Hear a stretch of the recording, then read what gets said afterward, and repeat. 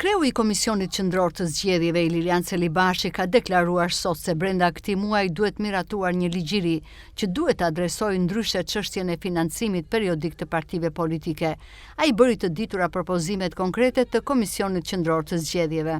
Duhet konsiderojmë vendosjen e sanksioneve proporcionale dhe të forta dhe të zbatueshme, dhe sipas nesh duhet që të ketë gjoba të cilat lidhen me përqindjen e fondeve publike të marra, pezullim të fondeve publike për vitin pasardhës, konfiskim fondesh, deri dhe përgjegjësi penale kur është rasti i shkeljeve të rënda abuzive. Është një bashkëpunim që nis i vështirë, patjetër që është i vështirë sepse ligjet që kanë bëjnë me zgjedhjet apo dhe ligjet për siç kemi financimin e partive politike, janë ligje që prekin partitë politike dhe çdo parti politike niset nga interesa dhe të ngushta nganjëherë. Një problem tjetër i madh është financimi i krimit i organizuar.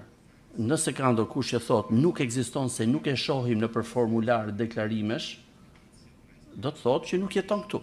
Ne kemi mundësi që të fillojmë me një ligj për një herë për të disiplinuar donatorët, të krijohet regjistra elektronik, të gjitha donacionet të bëhen nëpërmjet llogarive bankare. Patjetër ka nevojë që KQZ-ja të forcojë kapacitetet e saj. Kemi nevojë për rregulla të përmirësuara në lidhje me financimin e partive politike dhe subjekteve zgjedhore.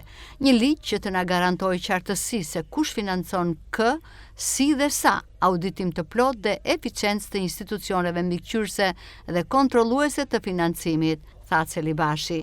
Sipas kryekomisionerit, raportet vjetore të KQZ-s për 3 vitet e fundit tregojnë nivel të ulët të raportimit financiar të partive. Në vitin 2024, 84 parti nga 135 të regjistruara nuk kanë dorëzuar raport financiar vjetor në KQZ.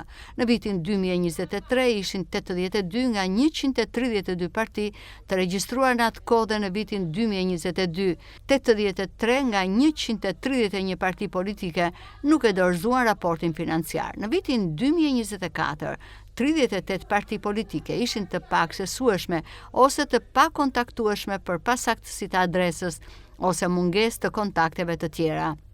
Në 2023 ishin 69 parti mbi gjysma e partive që mund të përkufizohen si jo funksionale në aspektin administrativ. Kështu rreshtoi të dhënat Celibashi për mos përmbushjen e detyrimeve ligjore nga ana e partive. Kontrolli vjetor duhet të bërë vetëm te partitë që kanë një aktivitet financiar real, kanë një status aktiv te regjistrat përkatës dhe përfitojnë fonde nga buxheti i shtetit. Kështu do eliminoj auditimi formal i partive që praktikisht nuk ekziston sipas Celibashit. Partitë që nuk do të raportojnë, u shpreh Celibashi, nuk do duhet të marrin pjesë në zgjedhje. Nëse këto parti kanë përfituar financim pa raportuar, do të përballen me sanksione financiare. Sa i takon sistemit elektronik, vuri theksin të lidhja direkte e tij me bankat dhe institucionet financiare, duke regjistruar automatikisht çdo transakcion, me sinjalizim për shkeljet dhe bllokim kur ka fonde të dyshimta. Në lidhje me financimin e subjekteve të treta dhe reklamave digjitale, u shpreh se rekomandohet regjistrimi detyrueshëm, raportimi i shpenzimeve, krijimi i një regjistri publik, identifikimi i sponsorave, si dhe ndalimi i financimit nga subjektet të huaja. Celibashi nënvizoi se ka ardhur koha për një arkitekturë të re të financimit politik.